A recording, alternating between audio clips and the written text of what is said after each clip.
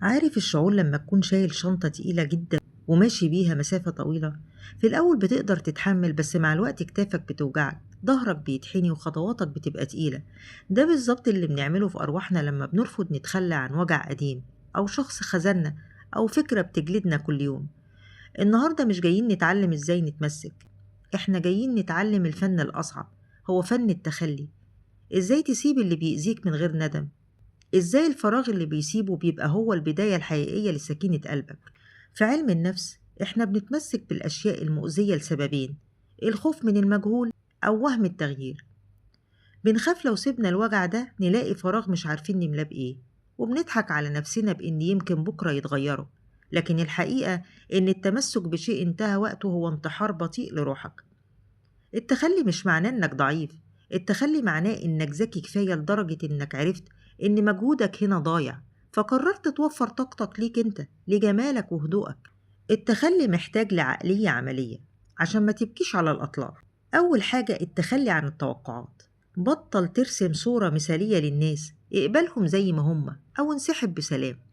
وبالنسبة للتخلي عن دور الضحية، فبلاش تفضل تسأل ليه حصل كده وليه اتعمل كده، فكر في النتيجة. ده حصل وأنا دلوقتي بختار حريتي.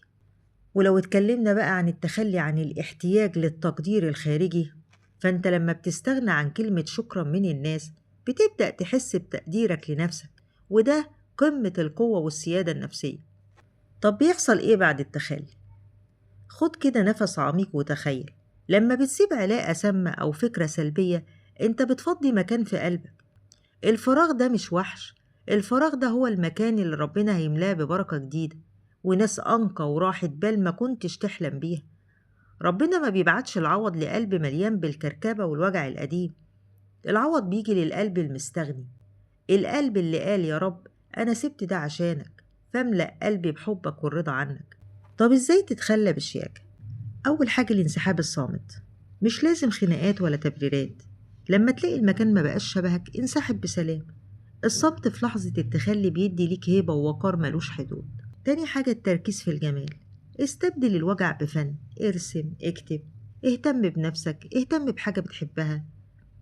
خلي طاقتك لروحك ولبناء عالمك الخاص اللي مفيش حد يقدر يهزه. انتوا بيبقوا عندكوا خوف من الفقد، أحيانا بنخاف نتخلى عشان خايفين من الوحدة، بس افتكر إن الونس بالله هو الأمان الحقيقي. لما بتتخلى عن شيء بيغضب ربنا أو بيأذي روحك، انت هنا بتجتاز اختبار الثقة.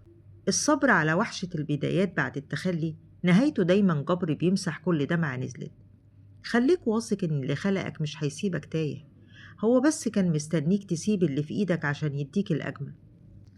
في النهاية، التخلي مش خسارة، التخلي هو استرداد لنفسك. كون شجاع، كون خفيف، وما تشيلش في قلبك غير اللي يستاهل جمالك.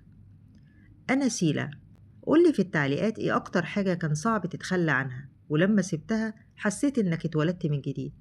أشوفكم الفيديو الجاي بكل سكينة وحرية. شكراً.